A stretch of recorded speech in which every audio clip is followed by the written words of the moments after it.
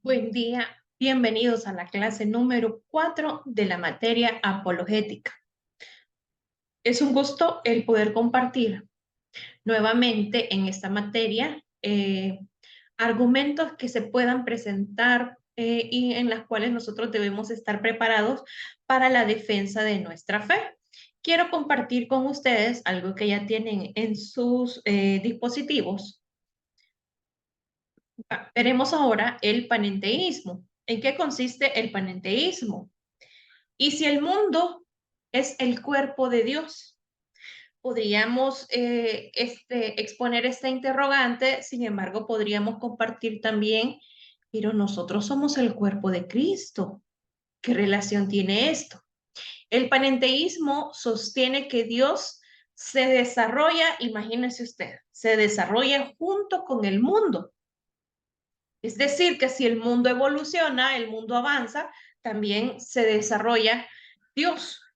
Es la cosmovisión intermedia entre el panteísmo y el teísmo. También se la conoce como teología procesal. Esta afirma que Dios es al mundo lo que el alma es al cuerpo. Y si nosotros lo trasladamos en un sentido escatológico, podríamos decir, cuando una persona muere, se desprende el alma del cuerpo. Si ellos sostienen que el mundo necesita a Dios para existir, eh, pero al igual que en el panteísmo, Dios también necesita al mundo para expresarse a sí mismo. Afirma que Dios es al mundo lo que el alma es al cuerpo, pero ¿qué pasa cuando el alma se desprende del cuerpo? Deja de funcionar, el cuerpo se pudre, el cuerpo llega a un estado de putrefacción y no podemos afirmar lo mismo de Dios. Dios también necesita el mundo para expresarse a sí mismo. Si bien es cierto, nosotros hemos sido creados para extender el reino de Dios sobre la tierra, pero no quiere decir que si un ser humano no cumple con el llamado, con la visión que Dios le ha dado, el plan de Dios se va a detener. El primer Adán falló. Viene Dios, utiliza, levanta a otro hombre que pueda continuar esa actividad en la tierra. Lo que está más allá de nuestra esfera se hace sentir en el mundo, de modo de que Dios siempre cambia como cambia el mundo. Él está en proceso de llegar a ser todo lo que puede ser. ¿Qué creen los panenteístas acerca de Dios y del mundo? Ellos dicen que Dios tiene dos polos, uno primordial, el cual es eterno, inmutable, ideal, que trasciende el mundo, y otro consecuente, temporal, cambiante, real e idéntico al mundo. La naturaleza primordial de Dios es su polo potencial, lo que Él puede ser. La consecuente es lo que Él realmente es en el momento. De manera que el mundo no es diferente de Dios, sino que es uno de sus polos, puede imaginarse. El polo potencial habita el mundo tal como el alma mora en el cuerpo.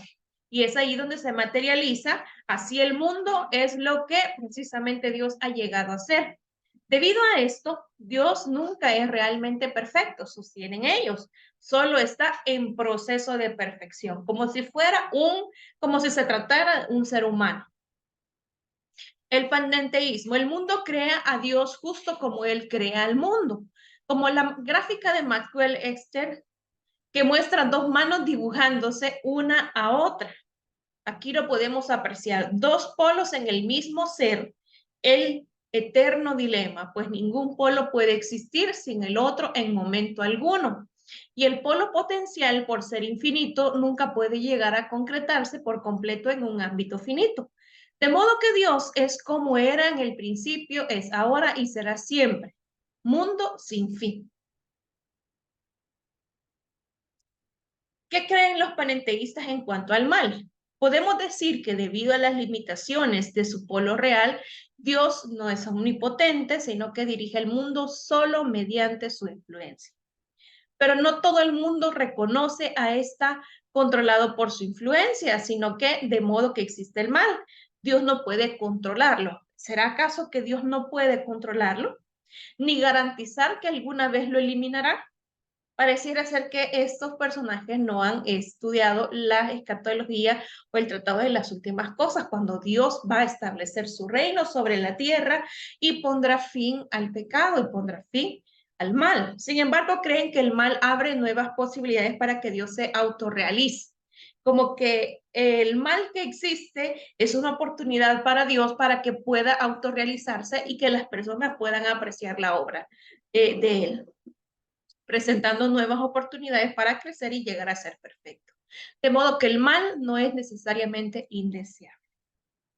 ¿Qué creen los panenteístas con relación a los valores? Al igual que los teístas, sostienen que los valores se arraigan en la naturaleza de Dios, pero como ella es suficiente, en ambas cosmovisiones también difiere la naturaleza de sus valores. Puesto que Dios cambia constantemente, también cambian los valores. Nunca esperemos nosotros crear perfección, al contrario, esforcémonos en hacer más bien. Es entonces cuando los valores se definen solo en términos generales. Si nosotros pudiéramos hacer una comparación del teísmo y el panenteísmo, podemos decir que Dios es el creador del mundo, es lo que sostiene el teísmo, pero en el panenteísmo Dios es el director, es decir, Él está dirigiendo. El mundo es diferente de Dios. En el panenteísmo, el mundo es lo mismo que el cuerpo de Dios. Dios gobierna el mundo y aquí Dios coopera con el mundo, como si fuera su asistente. Dios es independiente del mundo. Para el panenteísmo, Dios interdependiente, está dentro de la dependencia con el mundo. Dios es inmutable, Dios está cambiando continuamente. Dios es absolutamente perfecto, pero también el panenteísmo sostiene que Dios es constantemente perfeccionado. Dios es infinito y eterno. Para el panenteísmo, Dios es efectivamente finito y temporal. Dios es absolutamente uno, pero para el panenteísmo Dios tiene dos polos, como que fuera algo así como cambiante y que puede utilizar cualquiera de las facetas en cualquier momento. ¿Cómo debemos nosotros responder al panenteísmo? Si alguien nos preguntara o nos encontráramos con alguien, ¿cómo lo podemos defender nosotros? El panenteísmo ve a Dios en íntima relación con el mundo, capaz de incorporar a su sistema el pensamiento científico moderno con mucha facilidad. Aquí nosotros debemos plantearnos con sencillez, ¿cómo empezó a formarse todo el sistema? Algo así como, ¿qué fue primero? ¿El huevo o la gallina? Si el polo potencial vino antes que el real, ¿cómo se materializó alguna vez? El polo real no pudo haber venido primero porque no tenía potencial para llegar a ser. Los panenteístas dirían que siempre existieron juntos, pero entonces aquí tenemos que encarar el hecho de que el tiempo no puede retrotraerse infinitamente al pasado. La única respuesta que podríamos nosotros encontrar es algo más, creo, la esfera completa. Se precisó un creador tras el proceso. Como Maxwell Scher, al trazar las manos que se dibujan eternamente una a otra, se necesitó a un Dios trascendente para crear una gallina que pusiera huevos. El panenteísmo carece de explicaciones porque sostiene que aún Dios cambia constantemente. Cuando nosotros encontramos en la escritura que tenemos a un Dios inmutable, que no cambia. Cuando vemos el deísmo finito, que este sostiene, ¿y si Dios no es todopoderoso? ¿Y si Dios no puede hacer algo que nosotros estamos anhelando? El deísmo finito sostiene que Dios existe, pero que es limitado y o imperfecto. El panenteísmo no es la única cosmovisión que sostiene que Dios está sujeto a limitaciones, en lo que acabamos de ver con relación al mundo. El deísmo finito afirma que Dios se parece mucho al Dios cristiano, salvo que no es perfecto. Dios es limitado en poder y en naturaleza. Pero ¿qué cree el deísmo finito con relación al mal? Dicen que la existencia del mal es la razón principal de esta cosmovisión. La única manera en que entienden el mal es que Dios no puede controlarlo. Imagínense. Creen que fue creado con relación al mundo, que fue creado por Dios de la nada o de alguna materia preexistente. Sin embargo, no creen que el diseño del mundo sea perfecto. La naturaleza parece tener violentas alteraciones críticas, como los volcanes, los tornados, los terremotos. Estos males naturales que Dios evidentemente no pudo quitar del sistema. La mayoría de los deístas finitos no creen que Dios hace milagros, que obre milagros. Con relación a Dios, ellos concuerdan básicamente con los teístas en que Dios está más allá del mundo al cual ha creado. Tampoco pueden afirmar que Él es perfecto o infinito en poder y naturaleza. Los deístas finitos argumentan que el universo finito solo necesita una causa finita y que la imperfección del universo exige una fuente imperfecta. ¿Qué creen los deístas finitos sobre los valores? No hay consenso acerca de este tema en sus escritos. El personaje llamado Platón creía en los valores intrínsecos y la moral absoluta. William James fue el padre del pragmatismo norteamericano y para él cualquier cosa conveniente estaba bien. No hay conexión necesaria entre los valores y esta manera de ver a Dios porque Él puede o no haber establecido el orden moral. Es decir, establecer el orden moral puede o no estar dentro de sus limitaciones. ¿Cómo puedo yo responder al deísmo finito?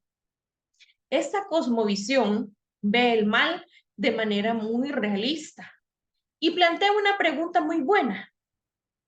¿Cómo puede reconciliarse la presencia del mal con la existencia de un Dios todopoderoso y todo amor? ¿Cómo pueden tener conexión? ¿Cómo pueden coexistir? Sin embargo, al igual que cualquier cosa finita, un Dios finito necesita una causa. Además, un Dios imperfecto no es digno de ser adorado ni venerado. No obstante, el Dios perfecto e infinito no tiene estos problemas y es capaz de vencer el mal, puesto que tiene tanto el deseo como la habilidad para poder hacerlo. Y finalmente, el politeísmo. Esto sostiene, ¿y si hay muchos dioses? Este politeísmo afirma que hay muchos dioses finitos que imperan, que predominan en reinos separados del universo. Y aquí podemos ver que los dioses de la antigua Grecia, Roma y Noruega son buenos ejemplos de esta cosmovisión. Cada dios tenía un cierto dominio y eran adorados como supremo solamente en ese aspecto. Existían la diosa de la fertilidad, existían diversos dioses que eran adorados por temas específicos. Por ejemplo, Poseidón era el dios griego del mar. La persona oraba a él para navegar seguro, pero para triunfar en la guerra debían orar a un personaje llamado Ares. El politeísmo no se confina a la antigüedad. David L. Miller, profesor de la religión en la Universidad de Syracuse, Estados Unidos, dice que Occidente ya no busca un solo principio de unidad y que la muerte de Dios ha dado lugar al nacimiento de los dioses. Pueden imaginarse. Y cita también el interés creciente por las antiguas tradiciones politeístas, lo que algunos llaman neopaganismo. La religión politeísta más grande y de mayor crecimiento en Estados Unidos de Norteamérica hoy es el mormonismo, aunque su aparato de relaciones públicas quiere hacernos creer que son solo una denominación cristiana. Su doctrina dice algo diferente. Dios mismo fue una vez como nosotros. Es un hombre exaltado y entronizado en los cielos y más allá. Entonces, aquí es la vida eterna. Conoce el verdadero y único y sabio Dios y aprende cómo ser Dios tú mismo. Igual que hicieron todos los dioses antes que tú. Imagínense qué interesante esta doctrina, este corriente de pensamiento. ¿Qué creen los politeístas? Con relación a Dios, ellos rechazan la idea de un solo Dios que gobierna sobre todas las cosas. En cambio, se enfocan en la multiplicidad, en la multitud y en el caos del mundo para demostrar que hay muchos dioses específicos a situaciones que podamos estar nosotros atravesando, con planes a veces discordantes, es decir, que no tienen relación, no hay unidad. Algunos politeístas dicen que los dioses surgen de la naturaleza, otros que fueron una vez hombres. ¿Qué creen los politeístas con relación al mundo? Según ellos, el universo es eterno o hecho de materia eterna. El libro de Abraham, una obra mormona, dice, y entonces dijo el Señor, descendamos. Esto se refiere a Génesis 1:27. Y descendieron al comienzo y ellos, esto es, los dioses, organizaron y formaron los cielos y la tierra. Al material utilizado para formar la Tierra, Joseph Smith lo llamó elemento, cierta materia caótica que no tuvo principio ni puede tener. Cuando la Escritura habla, descendamos, está refiriéndose no a otros dioses, está refiriéndose a la Trinidad, está refiriéndose a Dios mismo, al Padre, al Hijo y al Espíritu Santo. Dios no le va a decir a sus ángeles, descendamos, porque no necesita ese tipo de cosas. Respecto al mal, ¿qué piensan los politeístas? El mal es una parte necesaria de la naturaleza, sostienen ellos. El mundo fue una mezcla del bien y del mal desde el comienzo. El mormonismo afirma que el mal es necesario para el progreso y la existencia de todo, pues sin oposición no hay desafío que superar en las opciones morales. ¿Será acaso que el mal es parte necesaria de la naturaleza? El mundo fue una mezcla del bien y del mal. Dice la Escritura en Génesis, cuando nosotros examinamos el primer capítulo, que en el principio creó Dios los cielos y la tierra estaba desordenada y vacía. Pareciera ser que en ese mismo versículo han pasado mucho tiempo en el cual Dios tuvo que traer un orden. El mundo fue una mezcla del bien y del mal desde el comienzo. De ninguna manera. Dios estableció un lugar para que el hombre lo plantara, para que el hombre habitara en ese lugar. Pero fue el hombre persuadido por el mal. Esa creación de Dios fue persuadida por el mal para entrar en rebelión contra Dios. El mal no es parte necesaria de la naturaleza.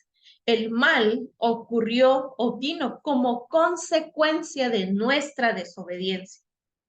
En cuanto a los valores, ¿qué piensan los politeístas? Algunos dicen que las leyes morales son dadas por los dioses y que ellos castigan a quienes los transgreden. Otros afirman que la idea de las leyes absolutas proviene del monoteísmo y es ajena a su sistema orientado a muchos dioses. La motivación principal para hacer el bien es el interés propio. ¿Cómo nosotros podemos responder al politeísmo? Si los dioses no son eternos, sino que vienen de la naturaleza, entonces no son trascendentes, no son relevantes. ¿Por qué adorar a algo que no es trascendente? ¿No sería mejor adorar a la naturaleza misma que dio nacimiento a los dioses? Sin embargo, eso sería panteísmo. Aquí nosotros podemos apreciar por qué adorar a algo que no es trascendente, algo que no ha hecho algo que pueda trascender en nuestras vidas, pueda ser importante. Y aquí es donde nosotros podemos entender, si bien es cierto, pueden existir muchos dioses con D minúscula, que las personas puedan adorar por situaciones específicas, porque ellos creen que les ha respondido en momentos de necesidad. Sin embargo, sabemos nosotros que tenemos a un Dios que todo lo puede, que es el dador de toda gracia, como dice la Escritura, que toda buena dádiva y todo don perfecto desciende de lo alto del Padre de las luces.